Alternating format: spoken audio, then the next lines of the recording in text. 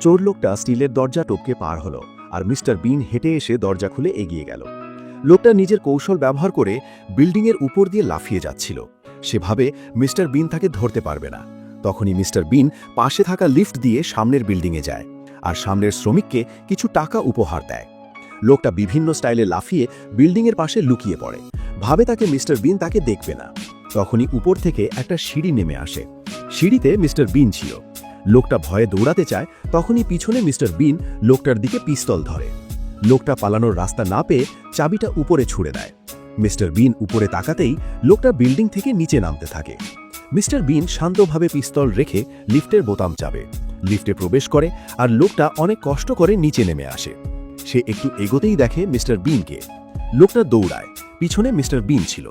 লোকটা একটা স্পিড বোটে উঠে পালাতে থাকে। মিস্টার বিন বড় একটা বোট নিয়ে পিছনে তাড়া করে। মিস্টার বিন ছোট একটা ক্যামেরা বের করে।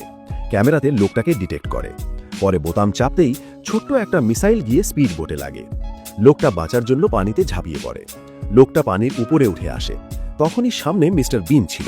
লোকটা ফাইট করার জন্য বিভিন্ন কেরামতি দেখাতে থাকে। মিস্টার বিন শুধু শান্তভাবে নিচের কাঠে লাথি দেয় আর লোকটার ভবিষ্যতে লাগে। মিস্টার বিন তখন আসল চাবিটা নেয়।